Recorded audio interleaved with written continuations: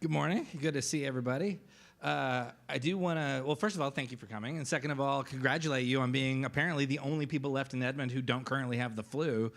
So it's good to see you. And maybe you do, and you came anyway, in which case I'm excited to shake hands with you and talk uncomfortably close after the service, and looking forward to catching whatever you got. So thanks so much for coming anyway.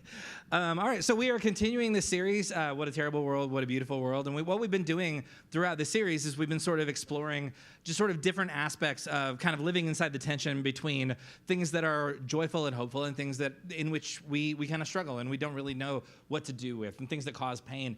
And last week, Ashley did a really just beautiful, incredible job of talking about forgiveness and kind of really breaking herself open and talking about like how difficult it can be and like what a struggle it can be sometimes for us to have to extend some amount of forgiveness and how healing it can be in certain points to try and forgive somebody who has wronged us. And so as sort of a follow-up, what I'd like to do today is talk about the power and virtue of holding grudges and keeping a list of all the people you hate and really burning as many bridges as you can.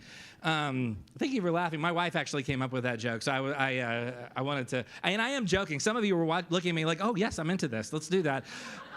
You're like, yeah, let's hear from both sides. I think we could really stand to see through either end of this. So anyway, obviously I'm joking. If you want that kind of thing, you're gonna have to go to a political rally. But But instead, we're gonna continue talking about living inside this tension, and so today we're gonna talk about pain, which is always an exciting thing. In fact, for the first week of this series, we looked at the entire book of Ecclesiastes, which I think we can all agree was a lot of fun. And then, and so today, and you were probably like, oh, this is about as dark as the Bible gets. No, we can go further. Today, we're going to be looking at the first chapter of the Book of Lamentations. And some of you are like, right, that's why even though I have the flu, came to church anyway, so I could deal with that. So we're gonna talk about that as we kind of get into this. So I just earlier this week entered my mid-40s. I'm 44 now, so that's not something to cheer for. That is a point of lament. That is like, oh, you're still alive then. That's good. So congrats on that. I guess that, yeah, let's cheer for not having succumbed to natural causes just quite yet. So, but I do, as my life has gone on, I have encountered certain events in my life in which I'm having experiences that I would describe as items on what I would call my anti-bucket list. And this is not like a list, like I don't like have it written down. It's just things that when I was younger, I thought like, oh, it would be great if that never ever happened to me as I got older. And certain things have happened and you think like, oh, like now that's happened. And the thing that was at the very tippy top of my anti-bucket list that I had happened to me about 12 years ago was I got a kidney stone. Part of this job, by the way, is sometimes you have to overshare to make your point. So welcome to my medical debriefing. So so about 12 years ago, I woke up in the middle of the night with the most intense searing pain in my back, because that's where your kidneys are, as it turns out. And so I did not know, because I had not known that that's what that would look like. I felt like I haven't done anything, but my back feels like it's breaking. And because I don't like to be a bother, I didn't wake anybody up. I just drove myself to the emergency room thinking like, whatever this pain is, it's unbearable and I have to do something with it. And so I go in and of course they admit you and they start doing all sorts of preliminary tests on you in the middle of the night in the emergency room. And one of the questions they ask, and I know we have certain people here who work in the medical industry and kind of the procedure of how it goes, but at a certain point, they're going to ask you this question. And the question is, on a scale of 0 to 10, where would you put your pain? And then they show you a chart that looks a lot like this. And they've basically qualified all of the pain levels with a series of emojis. And so, of course, 0 is no pain, and it's a very happy, no one at 0 would be in the emergency room at 2 o'clock in the morning. So clearly I'm ahead of that. And I'm looking at this chart, and I'm trying to figure out, okay, I want to be really strategic with how I answer this question. I can't just go from my gut. I have to really think hard about this, because I want to say 10. But I realize, if I say 10, but if it gets worse, what do I do? There's no 11. These do not go to 11. So I have to come up with the right answer. I have to express I'm feeling pain. I'm feeling a lot of pain, more pain than ever. But I don't want to overshoot and max out and have nowhere to go. If I say 10 and then it gets worse later, and I say to the nurse oh, I'm past 10 now. She's gonna be sorry, you already said 10. That. There's nothing else we can do. We've gone as far as we can with you because you already maxed out your 10. And so I said 8. And so they said, okay. So it seemed like they were going to take it reasonably seriously when I said, hey, so I have to put on the gown and I'm waiting. And she said, okay, somebody will be coming in later to, administer something for the pain and try and make you more comfortable. And so I said, okay. And so I'm sitting in there and the pain, it will not subside. It continues to just be the thing that it is. And I realized pretty quickly, I gave her the wrong number, and I have to fix this. I've made a massive error by saying 8, and so I have to fix this. And this is true. So I wander out into the hallway, one hand holding the gown, the other hand leaning against the wall, and I'm looking for anyone who works in this hospital. And I finally make eye contact with the charge nurse, and she said, she looks at me like something is very wrong. Like, why would you be out wandering around? She said, can I help you? And I literally said, I have to change my number. Can you find my nurse? And so. And I said, I told her 8. I need to tell her 10. Can you find my nurse and tell her I said 10? She'll know what I mean. And so thankfully, that did the trick because they came and did something within a minute after that. Apparently, fearing that I would collapse in the hallway because I needed to change my number was enough to take this very seriously. So the thing about the pain scale though is on the one hand, it's helpful because it gives you language. And notice that number 10 is the word unspeakable, which is basically I have no more words. There's nothing else I can say beyond it's 10. And so what the pain scale does is it offers us sort of an ability to point and grunt at this is what I'm feeling right now, and this is the best I can do to help you understand what I'm going through. But the problem with it though is it almost sort of reduces it and it makes it boxes it in. And like I said, what happens if you say 10 but then you go to 11? There's no 11. How do you move on from 10?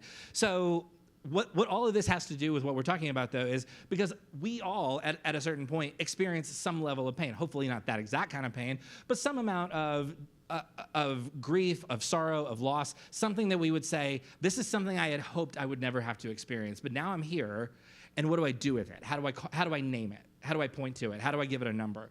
And so whenever you're asked, what is your pain level, it can be difficult to quantify that because we think we need to compare. Well, on the one hand, it's I don't want to overstate my pain, and then if it gets worse, how do I go further?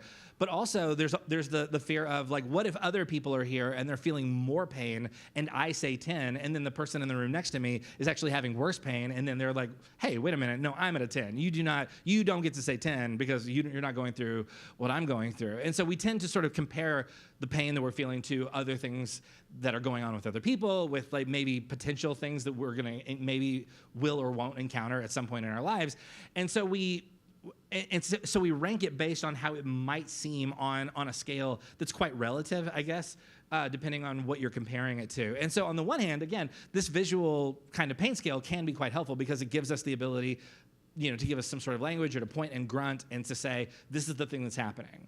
On the other hand, it can be unhelpful because there's part of you that thinks, well, this doesn't, just saying a number doesn't quite do justice to all the things that are going on with me. Saying 10 doesn't quite get us where, and again, we're talking way past just physical pain. We're talking about all of the things that we go through that cause some sort of internal, something that we would grieve, something that would cause some amount of hardship. We would think well, saying 10 doesn't really quite get us there, does it?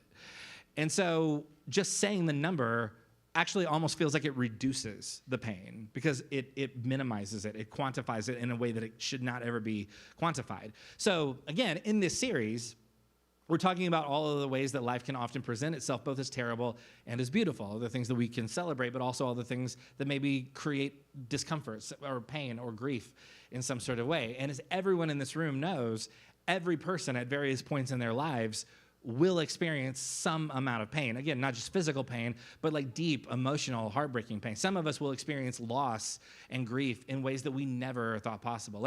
When you were younger and you thought well, hopefully that kind of thing will never happen to me, and then it does. How do you even begin thinking about that or talking about it? And it can be tricky to talk about pain or suffering in a setting like this, because everybody came into the room with different stuff. Everyone here has had a different set of experiences that led you to where you are right now. And so the only way to have this conversation is to sort of almost universalize it, but to do that almost ignores some of the more specific points of grief that a lot of us probably, I think, are feeling. And so what I want to do is I want to acknowledge as much of the specific as I can without getting too general. And so I would say there are 4 kind of buckets overall. And again, I realize this is a massive overgeneralization, but just for the sake of this conversation, I do want to acknowledge there are lots of types of pain that we could be talking about. One would be sort of an external pain, and I've drawn very helpful diagrams. So sometimes the pain comes from outside of us. Sometimes, I know, like some of you are like, how do I get a hold of this art so I can hang it in my home? And so, but sometimes the pain comes from an external source. The pain, it is like maybe a financial situation, that, like the roof started leaking, or like I took the kid to the dentist and all of a sudden I'm broke. You know what I'm saying? Or there, like some sort of external force has led to, or hey, it's almost April. How many of us have paid our taxes? You know what I'm saying? Like some of us have pain coming and we know it. So there is. So a lot of it might have come from some sort of economic strain. Maybe it's come from some sort of insecurity in terms of where you how you provide for your household or your family or yourself. Maybe you experienced a job loss, and it wasn't your fault, and it wasn't a thing you saw coming. It was just a thing that happened that resulted in you no longer being employed. And so now you're in a situation, and job loss is a particular, and I've been there, job loss is a particularly painful thing because on the one hand, it's a loss of income. On the other hand, it's quite a blow to your self-esteem. And so there are, so it's possible there are these external forces that have led to a certain amount of strain or grief in some sort of way. Now you're having to deal with these things that you weren't expecting. I mean, we live in Oklahoma. How many of us know somebody who they woke up one day and then at some point their home was hit by a tornado, and then all of a sudden, like all the things that I owned, I don't have those things anymore. Like that is a thing that literally came out of the sky and took something away. So there are these things that come from outside of us that all of a sudden can cause us pain that perhaps we weren't prepared for. Another thing is perhaps your pain is relational. Perhaps there is a person-to-person contact, some sort of connection that has been broken at some sort of level.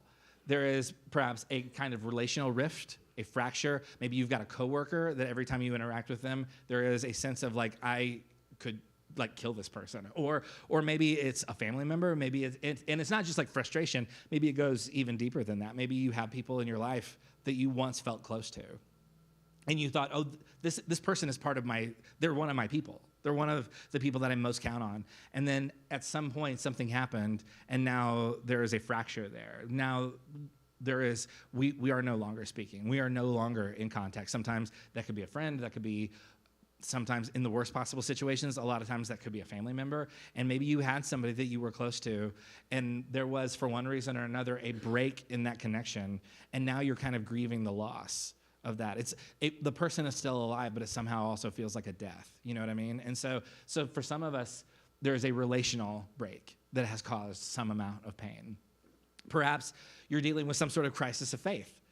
And the thing you used to rely on, maybe when you were growing up, you were given a map, you were given a set of formulas, and you were told, just follow these formulas, just do these practices, just go to this particular place on these particular days, and everything will be fine.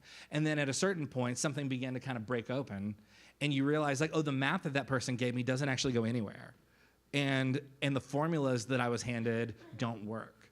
So now I'm having to wrestle with, what do I even believe anymore? And this is a particularly hard, this can be particularly painful, not only because it creates some sort of distance between you and a thing that perhaps you've just always assumed your whole life, but also it can lead to the break in relationships, because maybe you grew up in a community of faith and it relied on everybody believing all the same stuff, and then you stopped believing all that stuff, and then there came this point of, okay, but if I tell anybody about this, about the questions that I'm asking or the experiences that I'm having, all of a sudden I'm going to be without that community because they don't want anybody thinking and asking these kinds of questions to be in. So the struggle, the faith struggle, can lead to communal or relational struggle. So realizing a lot of times these points of pain can interact with each other and cause each other in some sort of way. And then the fourth one, I would say, is perhaps your pain comes from some sort of internal force. Maybe there is a thing inside you that creates like a cycle or a pattern of struggle. And you can't control it, but it's in you. And I'm talking specifically maybe about maybe you've always struggled with some sort of mental health pain point. Maybe you struggle with anxiety or depression or some sort of even like an addiction, something that nobody can see it, but it's with you all the time. And that creates a certain sense of pain or grief or sorrow. So pain can come from lots of places. And at any given point, we could feel an accelerated amount of those things. And for someone to say, okay, like, what would you say? Like 0 to 10? Like, how would you even answer that? Like there's no number that fully quantifies and expresses what exactly we're talking about here. So I realize these things do not encapsulate like the entire human experience. I also realize it is entirely possible that lots of us are possibly going through more than one of these all at the same time. And so what we're talking about today is what happens when we carry these things with us. What happens when whatever it is that caused the pain, what happens when we have to just move through the world and interact with our daily lives with this with us? How do we deal with that? How do we even begin to think about and talk about the pain, whatever is causing it? So, which brings us naturally to the Book of Lamentations. So the Book of Lamentations, I'm just going to go ahead and say it. It's a bummer. It is a book of 5 poems that all came out of a period known as the Babylonian exile. So the Babylonian exile occurred, it began in the year 587 BCE. And what happened was you have the city of Jerusalem and the surrounding territory of Judea that is conquered and overthrown by the Babylonian Empire. So the Babylonian Empire comes into primarily the city of Jerusalem, but also the surrounding territory. They kill lots of people. They basically level the city. And if you were living in the city, one of 3 things might have happened to you. One is you could have been killed in the initial attack. The second is once Babylon was done destroying your city, they might have just left you there to basically just die of starvation. And then the third possibility was if you were able-bodied enough and young enough, what they would have done is they would have taken you and forced you to go back to Babylon and basically force you to become a member of the Babylonian Empire, which is what led to the Babylonian exile. So a lot of the passages of Scripture that we have from what we refer to as the Old Testament are what are known as exilic texts. And what that means is they were written either about or during the Babylonian exile. So the Babylonian Empire destroys the city of Jerusalem and the surrounding territories, mainly occupied by Hebrew citizens, and then people are like one of those 3 things have happened to the people. So Jerusalem, before this, is a thriving city. It is a city where if you are a Jewish citizen of the world, that probably means at least once or twice a year, you're going to travel to Jerusalem in order to celebrate or honor or participate in some sort of way your religious heritage. So Jerusalem is a place where people are coming and going all the time. It is the center of life for Jewish culture and religion. So it is a thriving city until the Babylonian Empire, this external force, comes in and overthrows. So lots of people are killed or left for dead. And again, others were forcibly taken back to Babylon. And lots of the Hebrew Scriptures, again, is literature that came out of this period of time, or the period of time immediately following this. So a common misconception that we talked about in the first week of this series that has kind of been a recurring theme is to have faith, is the claim or the idea that to have faith means that you are exempt from any real problems or any kind of real suffering. Well, if you just have enough faith, these kinds of things won't happen to you. If you just pray hard enough, then you will be able to sort of like sidestep any of the more difficult problems in life.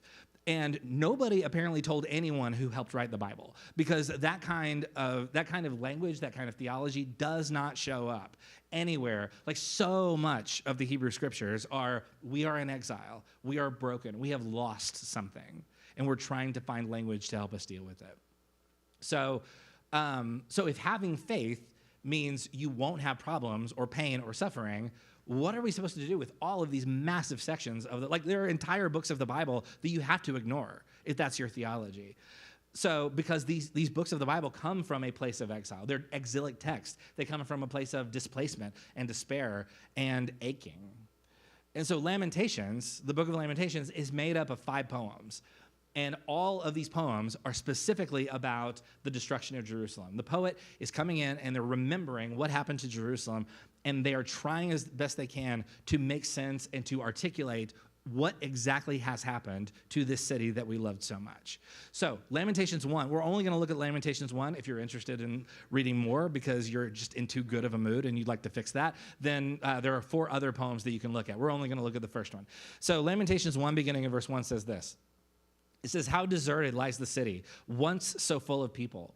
How like a widow is she who once was great among the nations. She who was queen among the provinces has now become a slave. So notice, by the way, the narrator who is describing this is kind of standing at a distance and kind of just describing what's happened. And notice the narrator is talking about the city of Jerusalem, but he keeps referring to the city as she. So anytime you're reading through, this is just as like a helpful hint in when you're reading the Book of Lamentations, as we all do from time to time. If you're reading through Lamentations and you come across a feminine pronoun, she or her, that is the narrator specifically talking about the city of Jerusalem. He has personified the city as she. So in Lamentations, she is the personification of the city of Jerusalem. So anytime you're reading it, like that's what to look for. So as we move through this, that will be helpful to know. So in verse 2, it says, bitterly, she wept at night. Tears are on her cheeks. Among all her lovers, there is no one to comfort her. All her friends have betrayed her. They have become her enemies. After affliction and harsh labor, Judah, which again is the surrounding territory, Judah has gone into exile. She dwells among the nations. She finds no resting place. All who pursue her have overtaken her in the midst of her distress. The roads to Zion mourn. And Zion is just another name for, that's what people refer to as Jerusalem, or what people refer to Jerusalem as. Okay, so for no one comes to her appointed festivals. All her gateways are desolate. Her priests groan. Her young women grieve, and she is in bitter anguish. In other words, look at what happened to our beautiful city. For an entire group of people, again, Jerusalem has been the center of the universe. And now the roads are deserted. Everything has been destroyed. Nothing that once resembled this city is left standing. The whole thing is gone. So then if you jump down to verse 9, it says, her filthiness, her being the city, her filthiness clung to her skirts. She did not consider her future. Her fall was astounding. There was none to comfort her. And then, for the first time in the Book of Lamentations, the woman speaks. She has dialogue. So we go from a narrator's point of view into the woman speaking for herself. And this is what she says. She says, look, Lord, on my affliction, for the enemy has triumphed. And then in verse 10, it says, the enemy laid hands on all her treasures. So now, again, we're back in the voice of the narrator. The enemy has laid hands on all her treasures. She saw pagan nations enter her sanctuary, those you had forbidden to enter your assembly. All her people groan as they search for bread. They barter their treasures for food to keep themselves alive. And then again, she speaks. She says, look, Lord, and consider, for I am despised. Now, there's some pretty dark stuff here, and for the sake of the younger ears in the room, I will spare you the details. But there are other historical documents from this period of time, not in the Bible, but other historians that were alive at this time and then wrote about this. And they talk about how desperate people were who were left in Jerusalem, that they had to resort, mothers had to resort to unspeakable things in order to not starve to death while they were trying to survive in Jerusalem. So that is as graphic as I'm willing to get at this point. So anyway, so there's lots of language and there's lots of other sources that will show you, like, oh, the situation was actually incredibly dark and violent and desperate. So when it says all her people groan as they search for bread, this is real. Like, this is a thing. Like, people were, like, there was nothing left. Like, all the crops, all of the storehouses, everything was gone. So then in verse 12, it says, is it nothing to you, all you who pass by? Look around and see. Is any suffering like my suffering that was inflicted on me, that the Lord brought on me in the day of his fierce anger? So there's lots of raw emotions. There's lots of anger. There's lots of sorrow. She's starting to, like, try and figure out, who do I blame for this? And at this point, she's blaming God, which naturally, of course. And so, so there's, again, like, how do you quantify this? Like, 10 doesn't quite get us there, does it? That seems, that to just say, well, like, on a scale of 0 to 10, I would go ahead and say 10. Like, that seems inadequate. That seems too small for what this person is going through.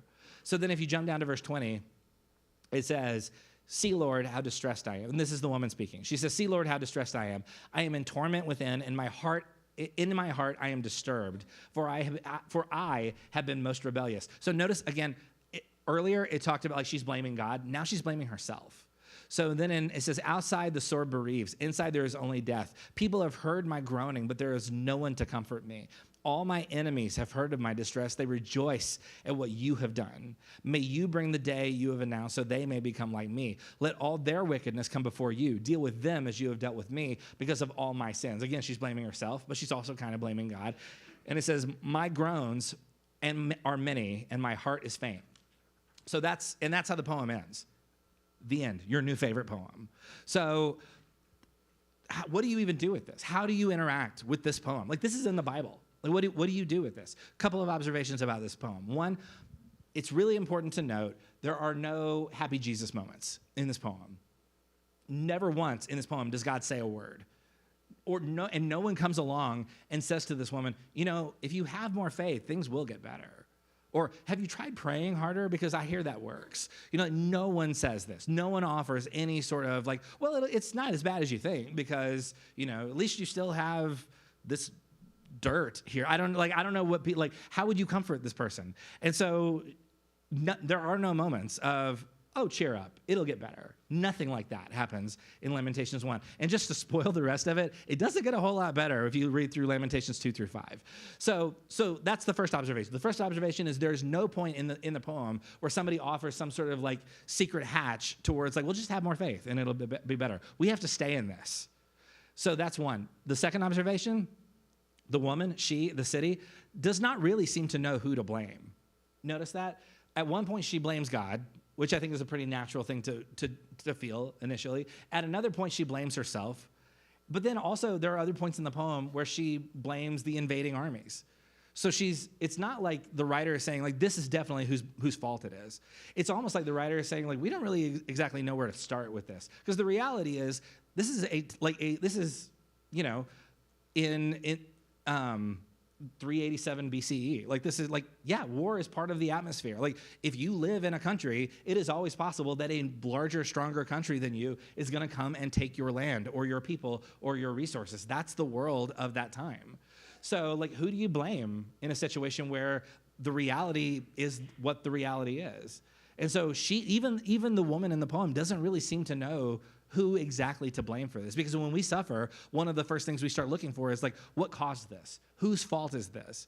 And I think one of the things that Lamentation shows us is there's not really usually an answer to that question.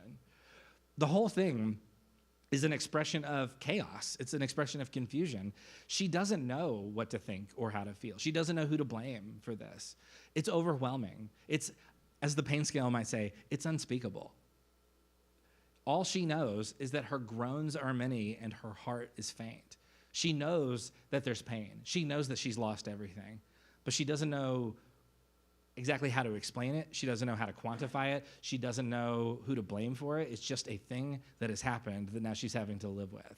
So this poem, and by extension, the entire Book of Lamentations, confronts us with the question, do we know how to process grief? Do we know how to name the pain that we are actually experiencing? Bless you. There is an impulse, and we've talked about this already, there is an impulse to deny. There is an impulse to downplay. There is an impulse to be at a 10, but to probably try and make everybody think you're probably closer to a 3. Not just so other people won't be bothered, which certainly for some of us, that's definitely a part of it. But also because it can be very difficult and painful to look directly at our own pain. Because if you look at it and you don't look away, that's a hard reality to hit. It is so much better. It is so much easier in the short run to look the other way, to try and downplay it, to try and distract ourselves with it. In fact, there's a writer named Judith Lewis Herman who says this. She writes, the typical response to atrocity or trauma is to banish it from consciousness.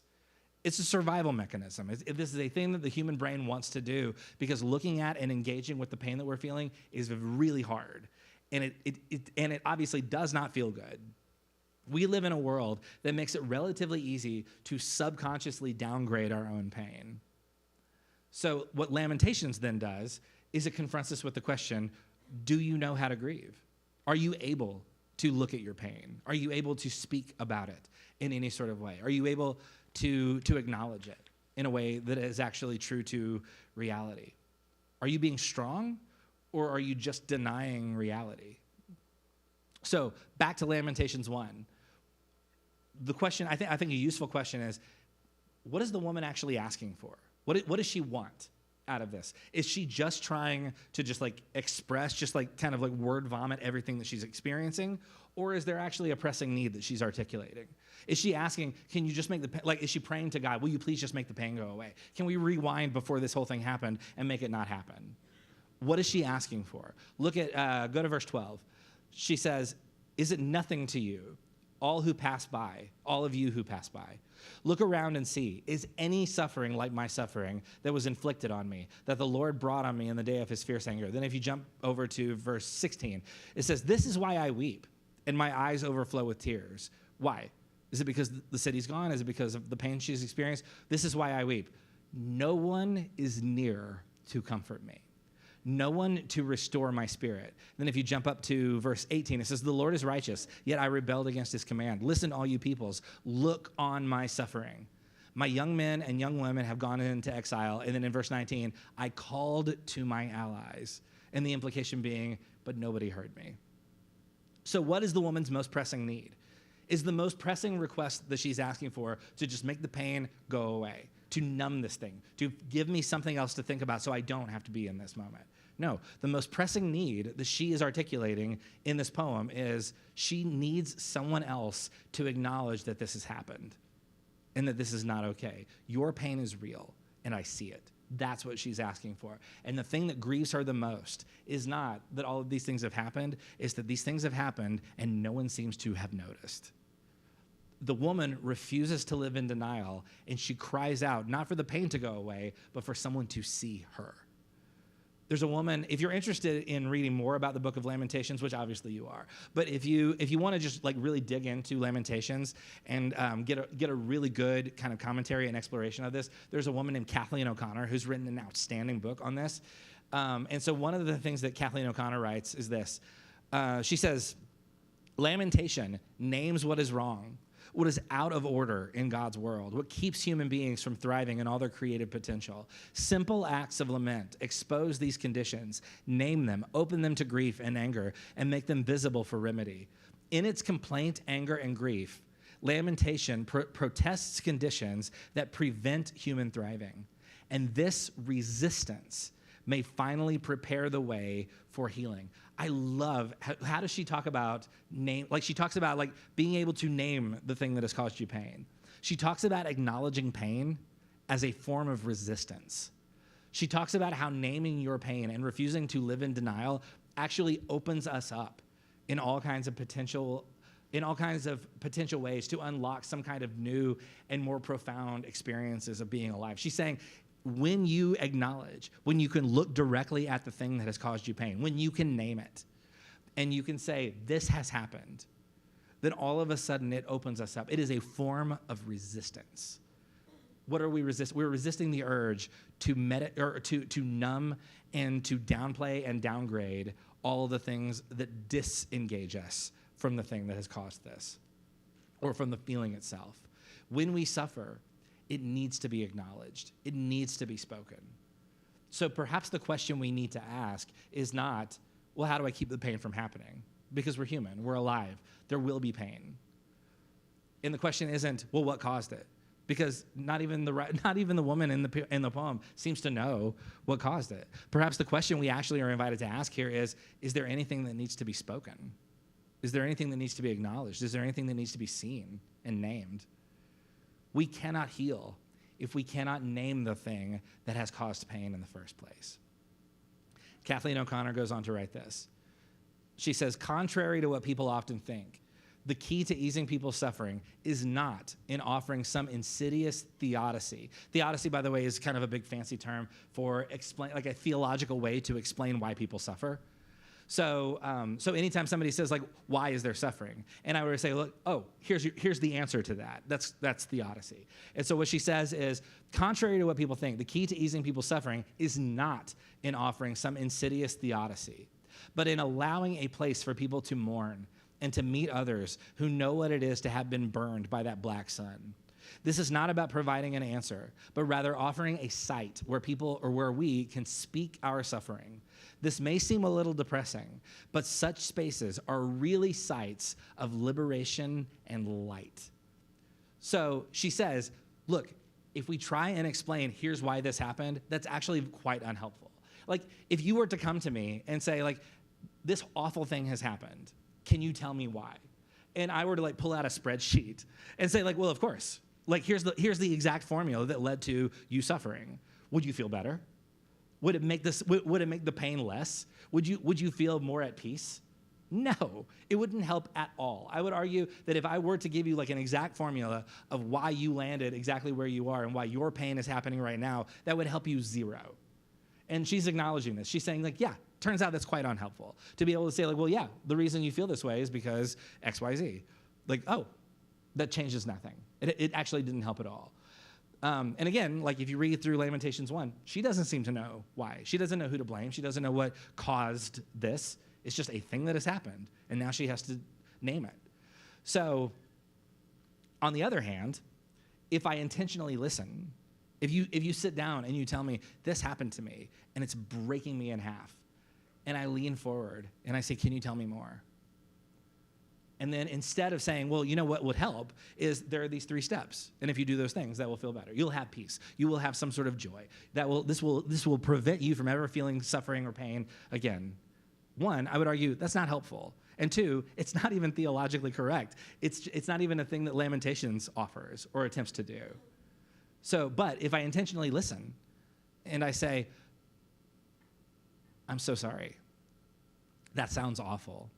Or, yeah, I feel that way sometimes too. If I acknowledge how terrible things are for you, if I'm able to see that with you and name it with you, that creates space. Like what Kathleen O'Connor is saying here is that creates the space for liberation and light. That gives new life. It creates connection. It creates hope.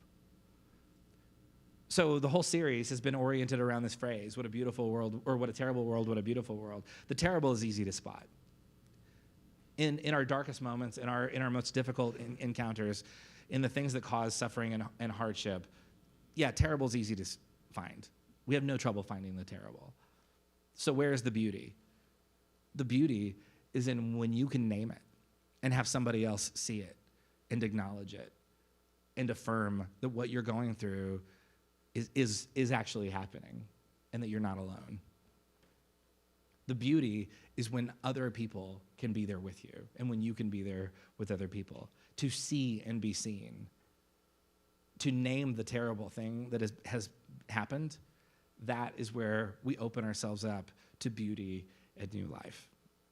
The woman's cry is can no one see this? Is no one here to acknowledge?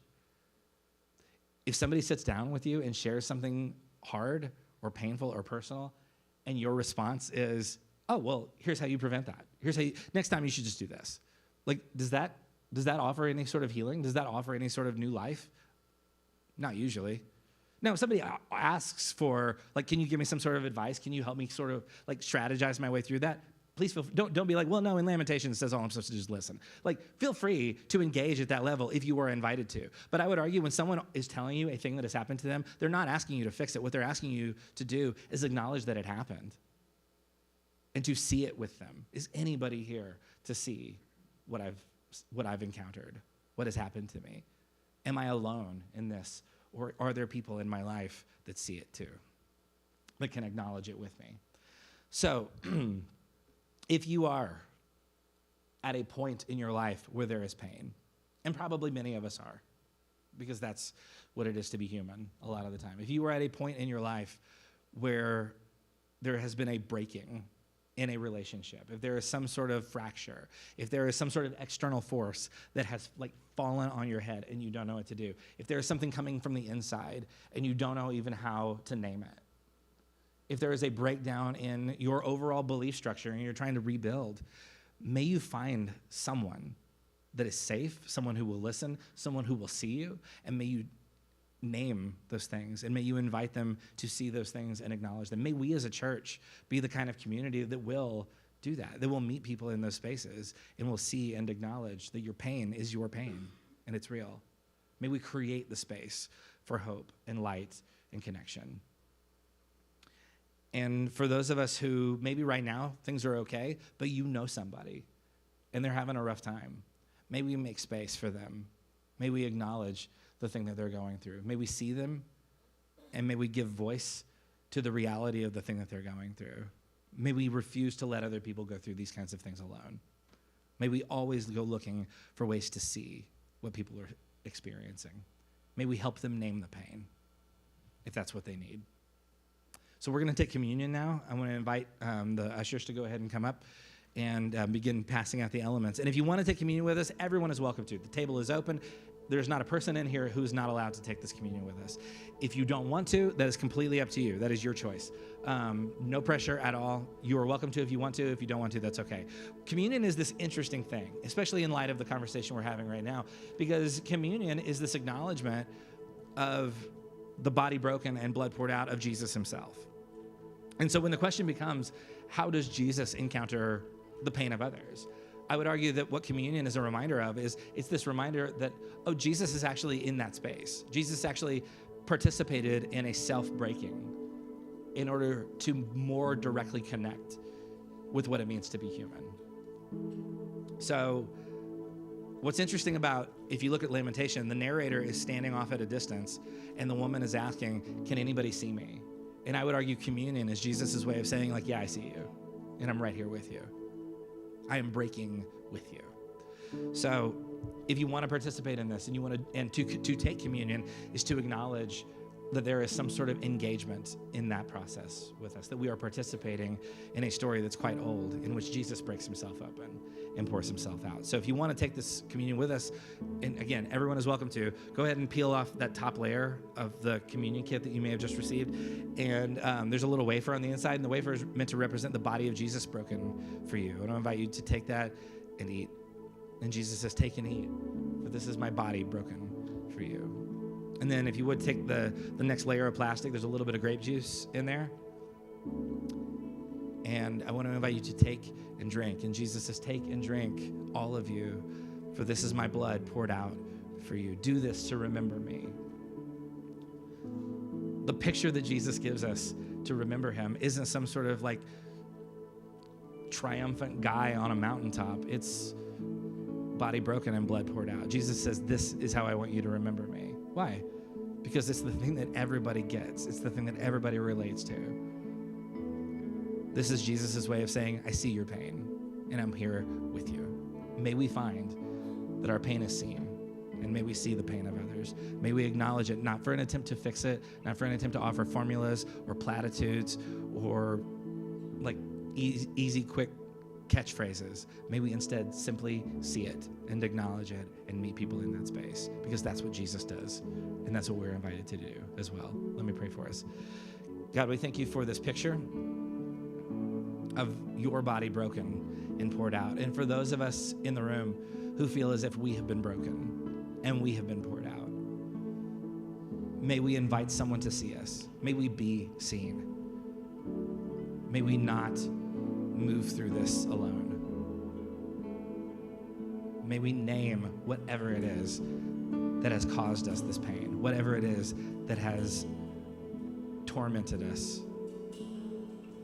And for those of us who have people in our lives who are struggling, for those of us who are in proximity of someone who needs to be seen, may we slow down and take the time to see and acknowledge and help people name those things. May we simply be in the room when people need us to be in the room. In the name of Jesus, we pray.